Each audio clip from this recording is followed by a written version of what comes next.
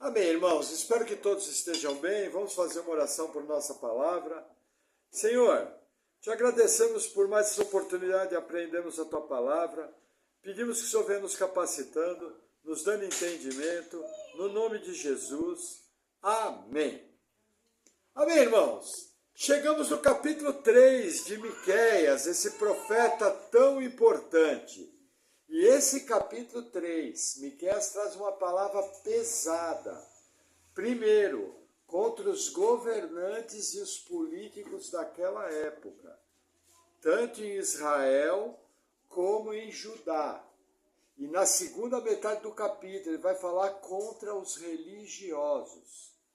Irmãos, veja, nós somos seres políticos, a política faz parte da nossa vida.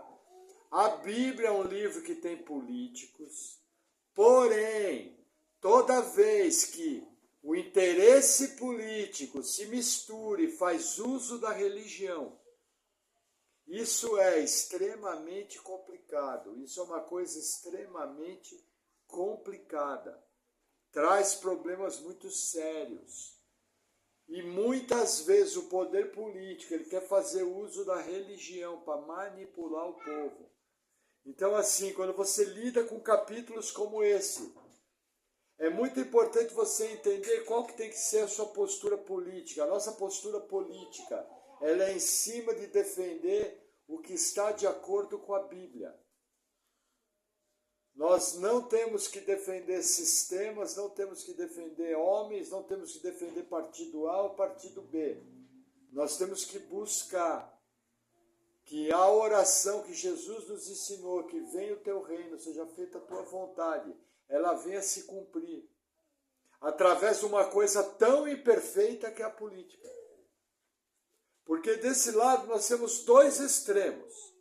Um extremo de que o cristão não se envolve com política. Que política não tem nada a ver com o cristianismo. Isso é é uma coisa extremamente errada. E do outro lado, o mau uso da igreja pelos políticos. Então nós temos que, cada vez mais, ter uma visão equilibrada.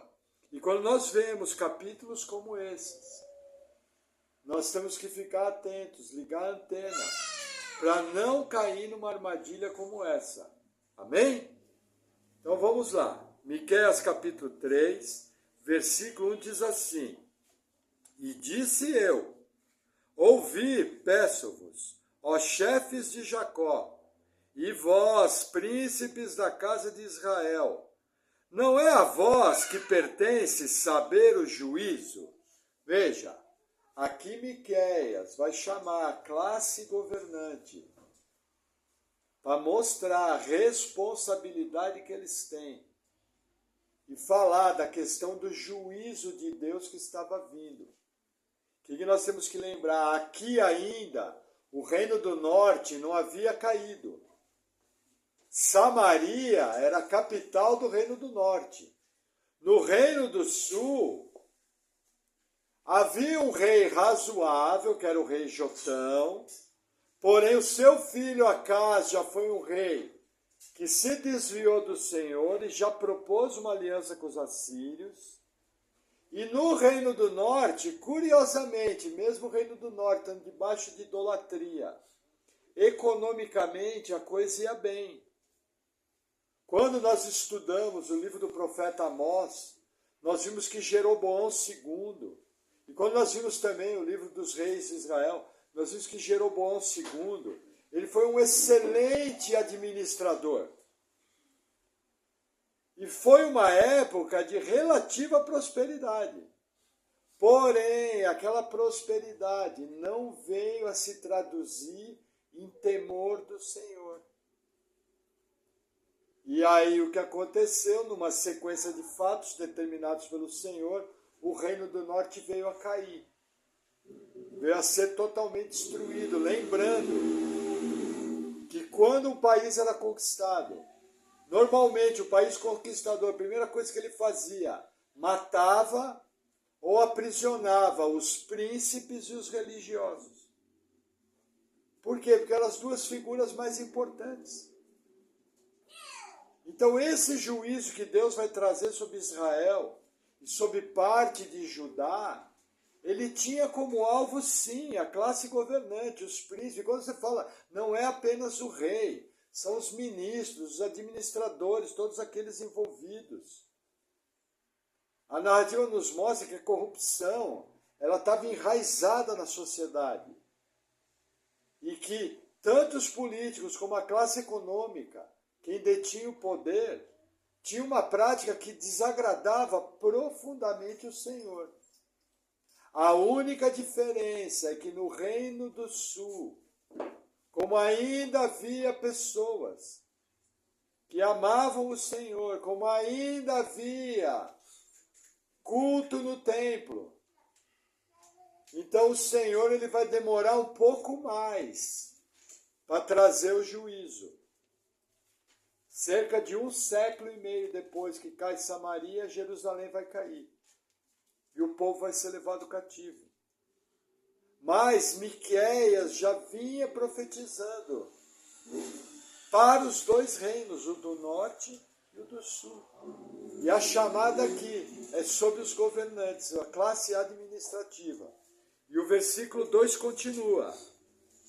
A vós que odiais o bem e amais o mal, que arrancais a pele de cima deles, e a carne de cima dos seus ossos, e que comeis a carne do meu povo, e lhes arrancais a pele, e lhes esmiuçais os ossos, e os repartis como para a panela, e como carne dentro do caldeirão.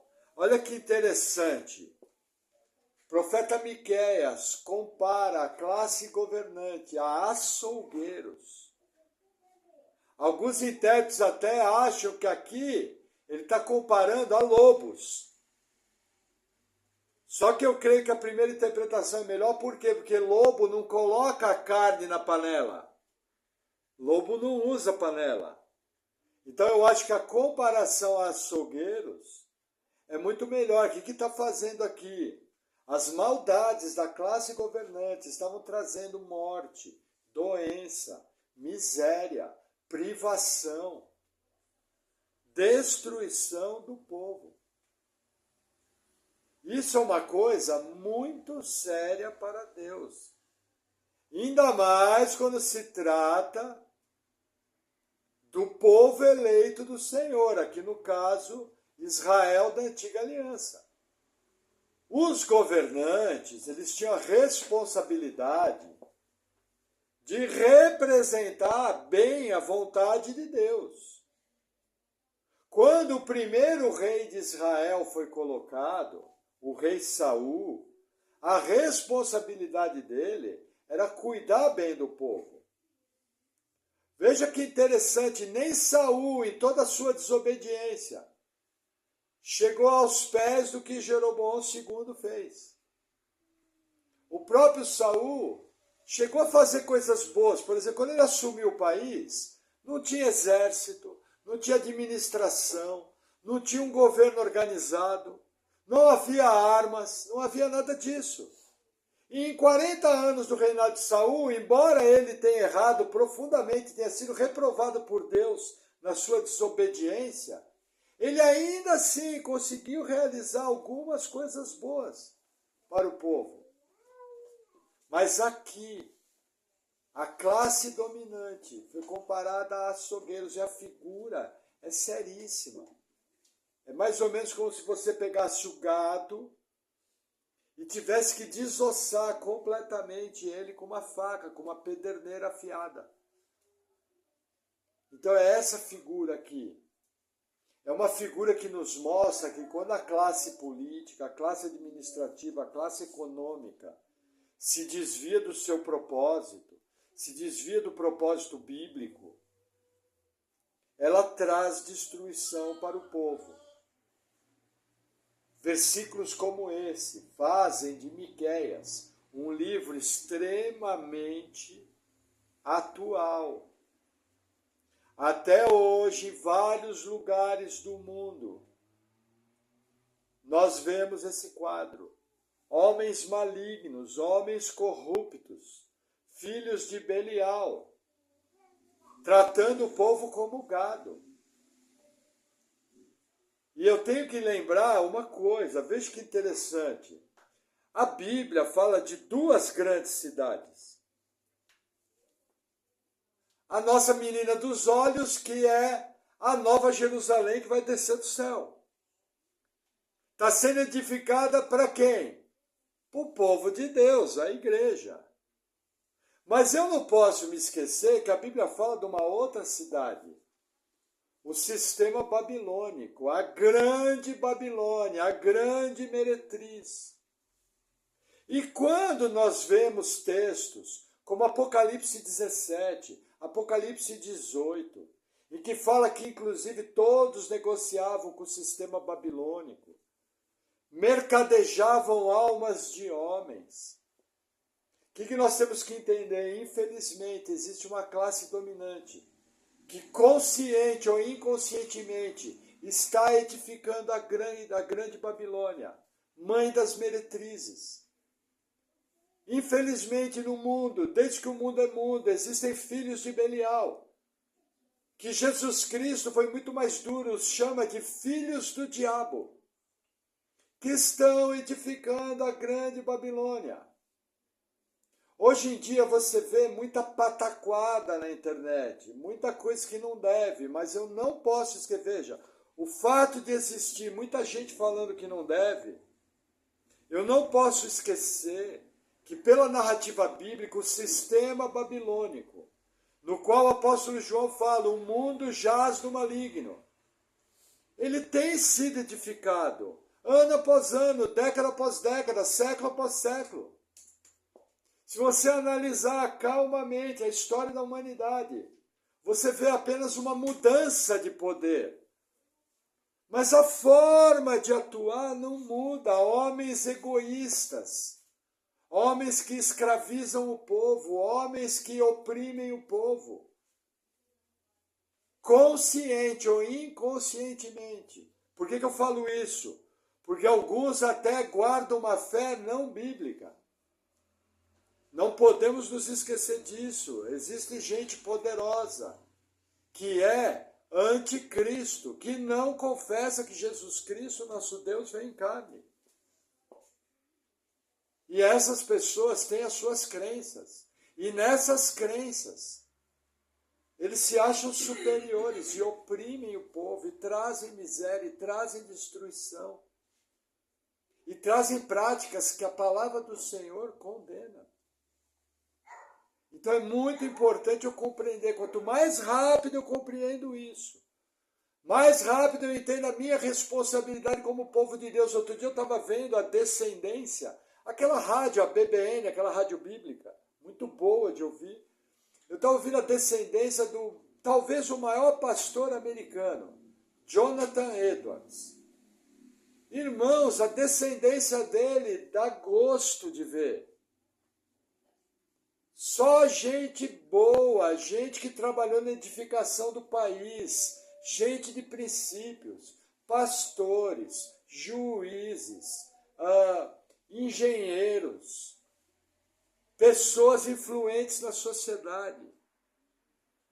A família do camarada, uma bênção. Por quê? Porque lá atrás teve um homem de Deus que encaminhou a sua família.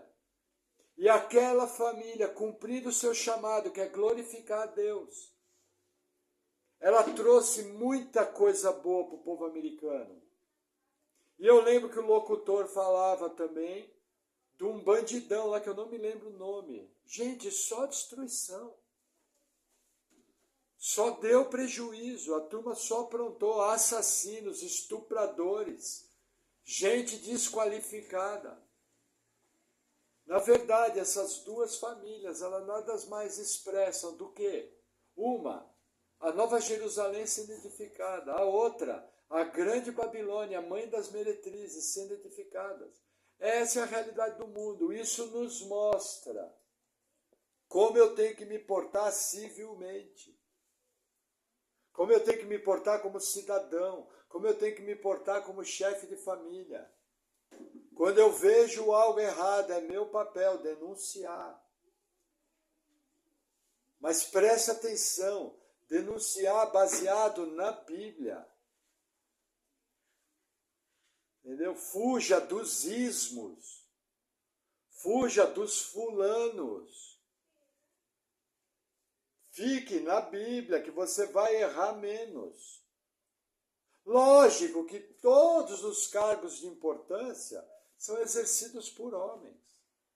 Mas quando você tira a lente do homem, porque veja, a classe dominante tem o segredo, você não pode prestar atenção naquilo que ela fala. Seja empresário, seja político, seja administrador, você tem que prestar atenção naquilo que ele faz.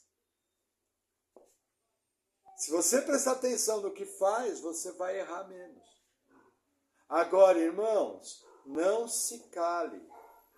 Procure fazer o melhor e, principalmente, edifique sua família em Cristo.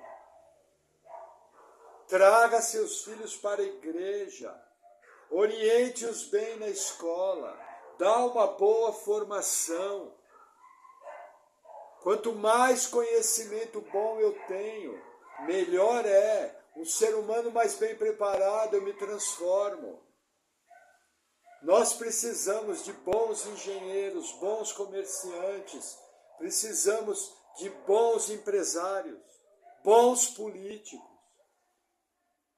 E isso vai ser formado, pode ter certeza, em famílias que guardam o princípio bíblico. Para vocês terem uma ideia, até os incrédulos, se ele de uma maneira inconsciente, seguindo a lei que Deus colocou na sua consciência, segundo Romanos 2, se ele fizer aquilo que é certo, ele consegue criar pessoas de caráter, que de alguma forma vão tocar a sociedade de maneira positiva. Se até o incrédulo pode fazer coisas boas, e isso nós chamamos de graça comum, quando você vê um incrédulo fazendo coisas boas, é a graça comum de Deus agindo. Imagina uma família que teme o Senhor,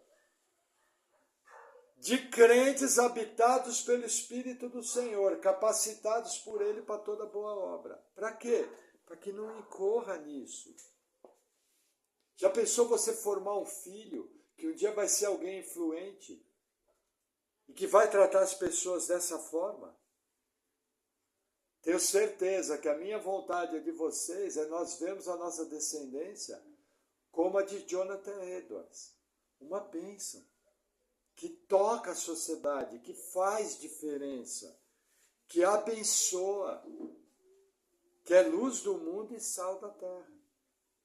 Então é muito importante você entender que esse tipo de pessoa aqui do versículo 2 e 3, até hoje está presente na terra. E que existe um sistema corrompido, diabólico. Existe uma mente por trás do sistema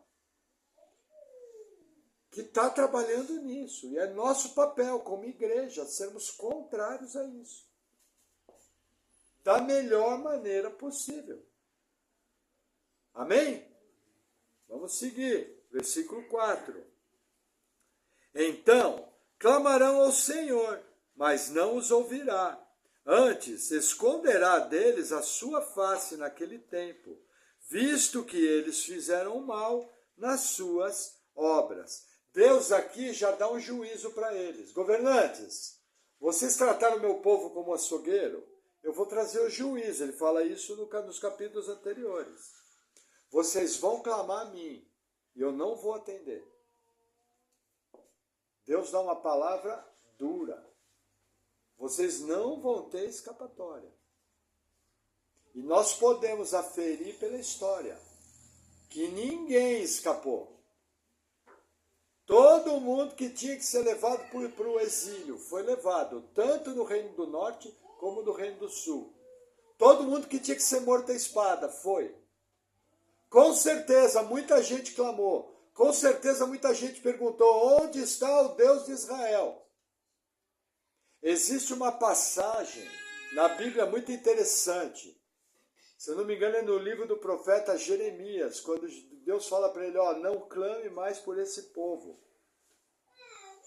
Acho que é em Jeremias, que fala, se Moisés e Daniel estivessem no meio do povo, eles só teriam a sua vida como despojo. Mais nada. E nós vemos palavras como essa que se cumpriram. Por quê? Porque no Reino do Norte teve gente que fugiu para o Reino do Sul e escapou. E no Reino do Sul teve gente que permaneceu com vida. Ou na terra, uma pequena quantidade, ou em Babilônia, permaneceu com vida naqueles 70 anos do exílio. Mas o que eu quero que você entenda, irmãos, nós não sabemos a vida de todo mundo. Normalmente, nós só vemos aquilo que de bom acontece com a pessoa. Mas você não sabe a vida particular, você não sabe as crises, você não sabe as lutas. E pode ter certeza que muitos deles clamam ao Senhor e Deus não ouve. Ele fecha os ouvidos. E eles não escapam do juízo do Senhor. Da mesma maneira que aconteceu aqui nessa geração, acontece até hoje. Por que que isso é importante? Porque nós não somos oniscientes. E muitas vezes a gente pergunta, Senhor, onde está a tua justiça? Textos como esse me mostram onde está a justiça de Deus. Está no fato de que o ímpio, quando clama, na sua grande maioria, Deus não ouve. A não ser que soberanamente, pela sua graça, ele resolve atender, mas é por motivos misteriosos. Aí é a mente insondável de Deus. E nós não vamos querer de nenhuma maneira compreender a mente insondável de Deus. Por quê? Porque em geral, Deus aperta e ele massacra. Camarada é ímpio. Ele está cavando uma cova, vai cair nela. Amém? Versículo 5. Assim diz o Senhor acerca dos profetas que fazem errar o meu povo, que mordem com os seus dentes e clamam paz, mas contra aquele que nada lhes dá na boca, preparam a guerra. Olha que interessante. Aqueles que nada nos dá na boca, o que acontece? Os profetas profetizavam por dinheiro. Os profetas profetizavam por interesse. Os falsos profetas estavam prontos para ajudar a devorar o povo.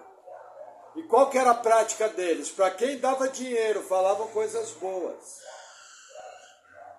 Para quem não dava dinheiro, eles falavam de guerras, de coisas ruins, de coisas erradas. Essa era uma prática comum em Israel e em Judá. Essa prática é denunciada por outros profetas. Novamente, Miqueias está sendo atual. Por quê?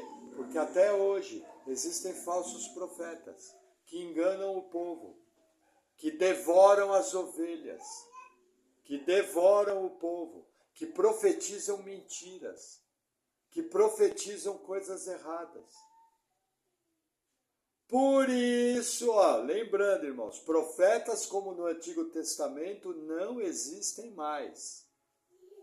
O que existe hoje é o que nós podemos chamar de o ofício profético. De uma certa maneira, o que eu estou fazendo aqui, expondo a Escritura e mostrando as aplicações dela, de uma certa forma eu estou exercendo o ofício profético. De uma certa forma, Deus pode levantar pessoas que vão falar palavras inspiradas pelo Espírito Santo para exortar, para corrigir, para consolar. Porém, segundo a verdade da Escritura, usando inclusive ou textos ou princípios que estão claros nos textos. Isso é o que nós chamamos de o ofício profético. Por que que isso é importante? Porque tudo que é falado tem que ser julgado. Por quê? Profetas infalíveis não existem mais. Outro detalhe, irmãos, atividade profética no Antigo Testamento, 90% dela não falava do futuro. Hoje em dia existe uma gíria de crente dizendo que existem profetas. E é uma grande loteria para apontar o futuro. Só que quando você olha o profetismo na Bíblia, na verdade, a função profética no textos como esse aqui. Vê que aqui ele está misturando coisas do futuro, juízo. Mas a preocupação dele é o chamado ao arrependimento no presente. O que ele está fazendo aqui? Ele está aplicando a Torá, a lei de Moisés. E está trazendo a consequência. Curiosamente, eu estou seguindo a mesma linha. Estou fazendo a mesma coisa. Só que eu já tenho a carta escrita. E 2.700 anos depois, está mais fácil para mim. Bem mais fácil. Mas entenda, quando alguém fala as verdades da palavra, é para você ouvir. Quando você for colocar alguma verdade para alguém, fale da parte da Bíblia, para você não se ver falando mentira. Deus pode usar você para salgar, para fazer diferença nos lugares que você vai. Na sua família, no seu trabalho, no seu bairro. Mas sempre que você for falar algo, fale das verdades da palavra. Fale sempre baseado em amar a Deus sobre todas as coisas e ao próximo como a ti mesmo. Fale sempre baseado na obediência a Deus. Fale sempre contrário à corrupção, sempre contrário às injustiças, sempre contrário às falsas religiões, sempre contrário à idolatria. Para isso que nós somos embaixadores de Cristo. E é lógico, né? O principal, falar do amor de Cristo, da sua morte e ressurreição na cruz, do que Ele pode fazer, da sua salvação, dos seus milagres, do seu sobrenatural, tudo isso. Mas entenda, o prumo, o eixo, é a verdade bíblica. Senão você vai virar sem perceber um falso profeta. Quando alguém chega para você e fala, olha, eu vou me divorciar do meu marido. E você chega para ele e fala, por quê? Não, porque nós não nos damos mais bem. Você fala, tudo bem, hoje em dia é assim, você está sendo falso profeta. O que você tem que falar? Fala, olha fulano, pera lá. As coisas não funcionam assim. Está havendo agressão. Sabe? A pessoa está desrespeitando, vendo, olha, calma. Daí você vem com uma palavra da parte do Senhor. Eu já vi pastor, apesar que para mim isso não é pastor. A pessoa chegou e falou, olha, estou querendo me divorciar. Foi reclamar do marido. O marido tinha um monte de erro. Mas não caracterizava divórcio. Pois o pastor não me chega para a irmã e fala, a irmã não dá conta de viver sozinha, separada do marido? Irmãos, falso profeta. Por quê? Porque a Bíblia só autoriza o divórcio. No caso de adultério. Ou no caso de confronto da fé. Que nós chamamos até de abandono. A pessoa confronta e abandona. O abandono também dá para encaixar dentro, existe uma linha aí. Mas entenda, você vai ser usado para falar da parte de Deus para as pessoas. Só que você tem a vantagem que a Bíblia já está escrita, então você pode caminhar com segurança. Senão você vai cair como falso profeta. Lembra que Jesus falou que todo mundo vai dar conta de cada palavra ao Senhor? Nós vamos dar conta. Glória a Deus que a nossa salvação já foi decidida Lá na eternidade passada, quando Deus escreveu nosso nome no livro da vida. E eu ainda não tinha aberto a minha boca grande. Porque depois que eu abrir minha boca grande, com certeza vai ter coisas que eu vou baixar a cabeça e não vou dar um pio. Vou dar um pio. E creio que com todos é assim, porque nós somos imperfeitos. Amém? Agora, você nunca ouviu isso dessa forma que você está ouvindo hoje. Então já dá para você clarear as ideias. Fala, não, pô, eu tenho como me portar. Eu posso melhorar. Eu posso ser boca de Deus na vida das pessoas. Mas sem folclore, sem misticismo. Sendo uma pessoa normal, que fala as verdades bíblicas. Acabou. Amém? Vamos seguir, versículo 6. Portanto, se vos fará noite sem visão, e tereis trevas sem adivinhação, e pôr-se-á o sol sobre os profetas, e o dia sobre eles se enegrecerá, e os videntes se envergonharão, e os adivinhadores se confundirão. Sim, todos eles cobrirão seus lábios, porque não haverá resposta de Deus. Veja que interessante. Essa atitude de cobrir os lábios é uma atitude de vergonha. Os leprosos, quando tinham que passar numa determinada região, os leprosos eram banidos pela lei de Moisés. Então eles colocavam a mão no lábio e vinham falando, leproso, leproso, leproso. Entendeu? Já era um ato de vergonha. E aí esse ato de colocar a mão nos lábios virou uma marca de uma pessoa envergonhada. O que Deus está falando? Olha, fechei a minha palavra. Não vou dar minha palavra para ninguém. Seja vidente, seja profeta, seja adivinhador. Aqui no caso é um pacote só. O texto trata todos eles como um pacote só. Veja, no Israel antigo, principalmente em dias do livro do profeta Samuel, 200 anos antes de Miqueias, os profetas eram chamados de videntes também.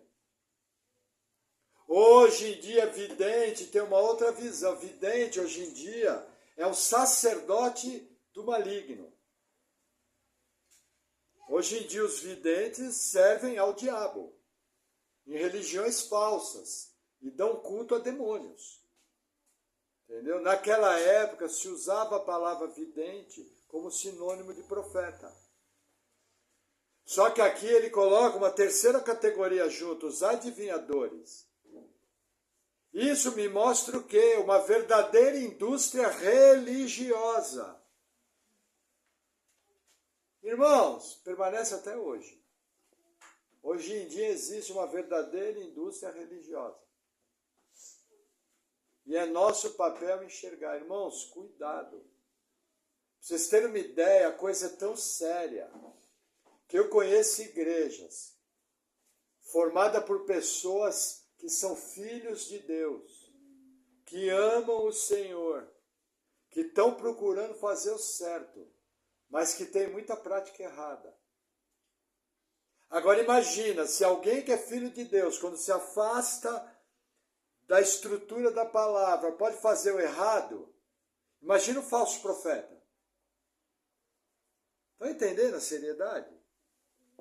Se quem é bem intencionado, é habitado pelo Espírito Santo, se não vigiar, fala o que não deve. E eu conheço muita gente que teme o Senhor, que já falou coisas que não deve. Imagina o falso profeta, o adivinhador, o falso vidente. Só que aqui Deus está dando uma palavra de juízo sobre isso. O que nós temos que lembrar? Com certeza, quando a Síria veio e Samaria caiu, a grande maioria desses camaradas foram mortos. E essa palavra do versículo 6, que Deus ia transformar em negrura, enegrecerá, isso aqui é um símbolo de juízo. Isso aqui é um símbolo. E com certeza, a grande maioria deles foi morta. Se não foi morto, foi levado cativo. Alguns provavelmente viram suas famílias serem mortas. Alguns viram tudo aquilo que eles construíram com suas mentiras ser destruído. Até hoje nós vemos alguns impérios dos falsos profetas. Não todos. Mas eles implodem. Derrete. Isso é muito comum. Aqui no Brasil, inclusive, há poucos anos atrás, um vidente foi envolvido num escândalo seríssimo na área sexual. E sem escapatória. Pessoa ouvida, pessoa que era gente importante consultava ele. Foi envergonhado. Demoliu tudo. Então assim, gente, cuidado. Cuidado com igrejas na internet. Nós estamos tentando edificar uma igreja correta, que saiba para onde está indo. Cuidado com quem você ouve. Você pode ouvir muita coisa errada. Se tiver que ouvir alguém, ouça bons pastores. Ah, não sei quem ouvir. Liga lá na Rádio BBN. Pelo menos você vai ouvir um bom louvor e vai ouvir um pastor ou outro falar uma coisa certa. Mas cuidado com os pregadores de internet. Muita coisa errada. Muita coisa misturada. Qual é o problema? O camarada fala 3 coisas certas. 10 coisas certas. E uma errada. Para vocês entenderem o perigo disso, eu gosto de usar o exemplo do veneno de rato. 98% do veneno do rato é comida boa. Senão o rato não come. Rato não é burro. Só que os 2% que são veneno são o que mata o rato. Os maus pregadores da internet estão oferecendo veneno de rato. Tem gente comendo lixo. E tem muita comida boa que não está sendo consumida para edificação, para maturidade, para trazer coisas boas. Então, cuidado. Se você tem ouvido alguém, tem dúvida, pergunta, pastor, o que você acha? É o trabalho, bota o seu pastor para trabalhar. No WhatsApp, rapidinho. Entendeu? Ó, estou ouvindo tal pregador, o que você me diz? Então, assim, cuidado, para não cair aqui. Amém? Versículo 8. Mas eu estou cheio do poder do Espírito do Senhor, e de juízo, e de força, para anunciar a Jacó a sua transgressão, e a Israel o seu pecado. Olha que interessante, aqui Miqueias fala dele mesmo. Na maior tranquilidade, que ele fala, eu estou cheio do poder de Deus, para profetizar a verdade. Quem poderia falar isso hoje? Vou te responder, a pessoa que fala a verdade da Bíblia. Através do poder do Espírito Santo, você pode falar a verdade bíblica. E com a mesma veemência falar, eu estou te falando a verdade bíblica. Não abandone a sua família. Deus odeia o divórcio. Pronto, cheio de poder. Se você se divorciar, você vai ter consequência. Juízo. Mas percebe a diferença? Miqueias aqui trabalhou inspirado. Nós, habitados pelo Espírito do Senhor, trabalhamos em cima da verdade bíblica, é muito mais seguro. Eu não estou dizendo, outro dia eu estava ouvindo o reverendo Augusto Nicodemos, ele estava falando, olha, eu já vi Deus falar com as pessoas e falar com os crentes de maneira intuitiva. Irmãos, Deus, ele pode colocar impressões no seu coração. Ele é Deus. Mas a segurança está na palavra. Por exemplo, às vezes Deus vai colocar o peso de orar por um irmão e você não sabe o que está acontecendo. O que você tem que fazer? Orar.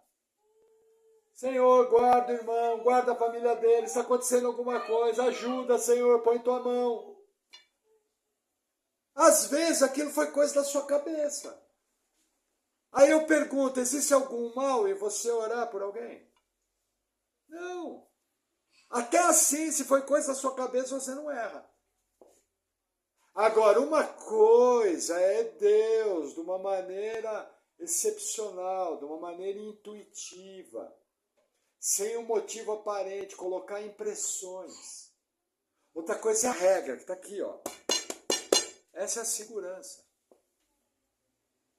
Normalmente, Deus traz passagens. Normalmente, Deus traz um trecho de uma pregação. Aí você lembra, ó, fala isso, fala aquilo. E aí você trabalha seguro.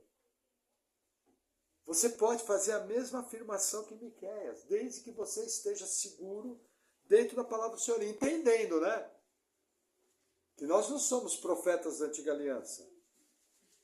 Mas como eu tenho a palavra escrita e sou habitado pelo Espírito Santo, eu posso ser usado por Deus para dar um conselho sábio, para falar uma palavra de Deus. Amém? Vamos seguir, versículo 9. Ouvi agora isso, vós, chefes da casa de Jacó, e príncipes da casa de Israel, que abominais o juízo, e perverteis tudo que é direito, edificando a Sião com sangue, e a Jerusalém com iniquidade. Veja que interessante, aqui ele faz mais uma denúncia. Primeiro, irmãos, a diferença de pecado e iniquidade. Em geral, iniquidade o que é? É uma prática constante, enraizada. Por exemplo, mentira. Eu vivo na prática, por exemplo, menti uma vez, eu pequei. A mentira se enraizou no meu estilo de vida, eu virei um iníquo. Estou praticando iniquidade, aponta para a prática constante. Então o que Deus está falando aqui? Por exemplo, irmãos, Davi, quando pecou, quando Natan vai confrontar Davi, Davi fala, pequei contra o Senhor, não é assim que ele fala? Só que vamos avaliar junto. Davi pecou contra Deus. Davi pecou contra Batseba. Davi pecou contra Urias. Davi pecou contra Joabe, que fez com que Joabe fosse cúmplice do assassinato. E Davi pecou contra a criança do fruto do adultério. Então ele não pecou apenas contra Deus. Ele pecou contra várias pessoas. É que ali, daquela maneira, que ele está apontando? O cabeça a Deus. Mas Davi sabe do seu erro. Entendeu? Só que ele se arrependeu e ainda assim foi usado por Deus. Teve a consequência, a espada não se apartará mais da tua casa? Teve. Davi enterrou 4 filhos. Tudo consequência disso aqui. Coisa muito séria. Sabe o que é você enterrar 4 filhos? E ainda Adonias, seu outro filho, teve que ser morto por Salomão, porque tentou conspirar contra o trono. Então, quer dizer, a destruição veio. Só que Davi se arrependeu. Esses governantes eram iníquos, sem arrependimento. E pior que isso, o texto denuncia violentos. Estavam edificando Samaria e Jerusalém com sangue inocente, derramando sangue, praticando injustiça. Irmãos, até hoje no mundo tem gente que morre de maneira injusta, fruto dos maus governos, fruto dos maus poderosos, frutos de pessoas iníquas. Tem gente que não tem o mínimo coração, não está nem aí. Entendeu? Então, assim, cuidado. Por isso é importante também a nossa oração. Porque entendam, se não é a graça comum de Deus segurar as coisas, o mundo estava muito pior. O que nós vivemos hoje seria fichinha, se não é o agir sobrenatural, o ministério do Espírito Santo, a graça comum de Deus. O mundo estaria bem pior. No entanto, nós ainda conseguimos ver algumas coisas positivas. Sinal de que Deus está operando, controlando todas as coisas. Mas esse pessoal aqui, iníquo, violento, destruidor. E aí o juízo vem.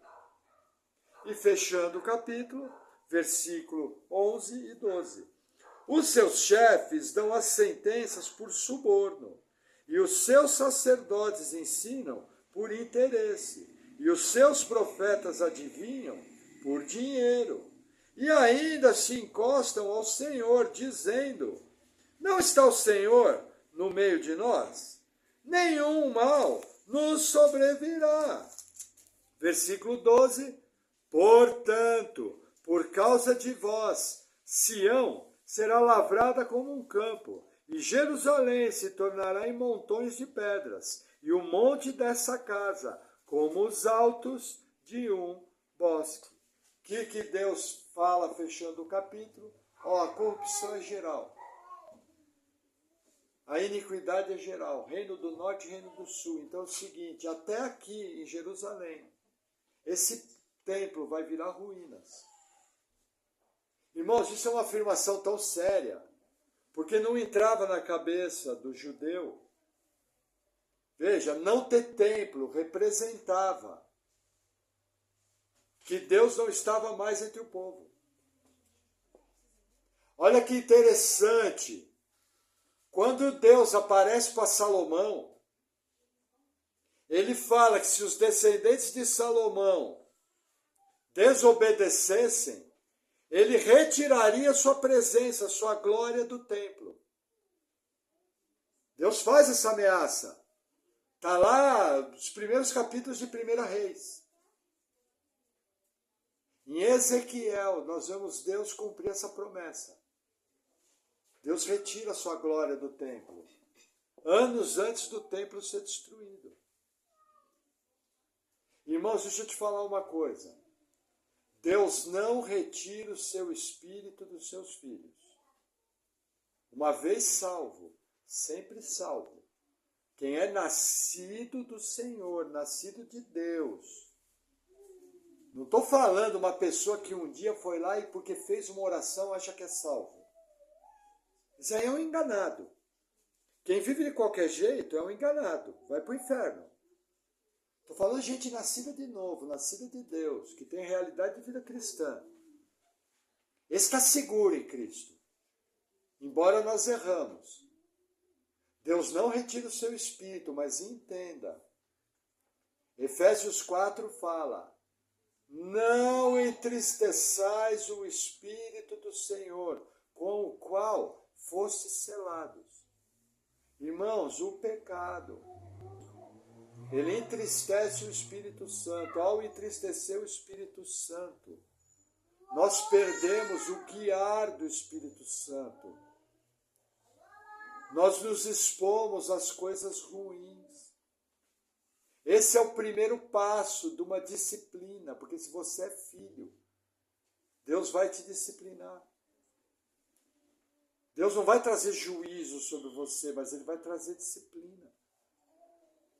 Então entenda, cuidado com a desobediência, cuidado com a iniquidade, cuidado com o pecado não confessado, cuidado com zombar das coisas de Deus. Esse povo aqui era povo escolhido da antiga aliança. Hoje o israelita, para ser povo de Deus, precisa crer em Jesus. Entendemos que ainda existem promessas que vão se cumprir, que Deus ainda tem um concerto com Israel. Romanos 11 explica isso. que ainda existe um remanescente a ser alcançado para Cristo. Mas eles colocaram o pé pelas mãos. E coisas terríveis aconteceram. Isso pode acontecer conosco. Então, assim, cuidado. Quando eu lido com capítulos como esse, eu tenho que olhar para a minha vida. Eu tenho que olhar para as coisas que eu defendo. Eu tenho que olhar para a maneira que eu enxergo a vida. Eu tenho que olhar para o mundo ao meu redor, eu tenho que olhar para os dominantes ao meu redor, eu tenho que olhar como eu estou guiando a minha família, eu tenho que olhar como eu estou me conduzindo no meu trabalho. Tenho que avaliar todas essas coisas. Por quê? Porque senão eu vou entristecer o Espírito do Senhor. E ao entristecer o Espírito do Senhor, a consequência vem. Eu posso me machucar. Irmãos, Davi foi perdoado. Foi, mas a consequência ficou na casa. Se você errar, Deus perdoa? Perdoa, mas a consequência ele não é responsável pela consequência. Lógico, várias vezes Deus remove a consequência, mas várias vezes não. Várias vezes a consequência fica. Cuidado. Muito espiritual é sério.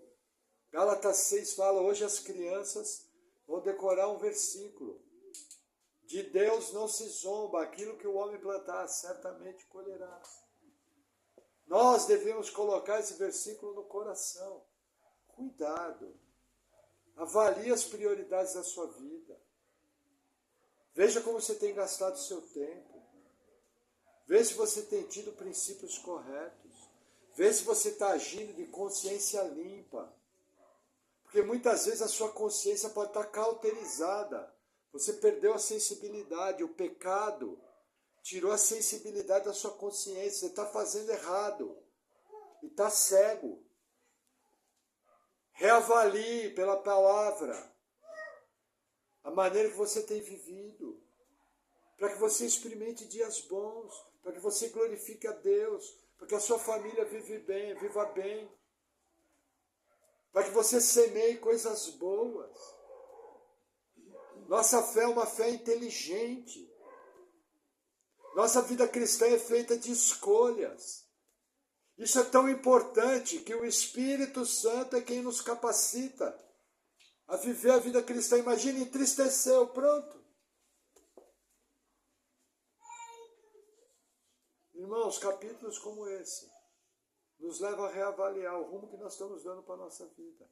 É a melhor aplicação dessa verdade. E nos leva a avaliar o mundo à minha volta. E para encerrar, lembrando sempre, mistura de política e religião não é boa. O perigo da corrupção do dinheiro.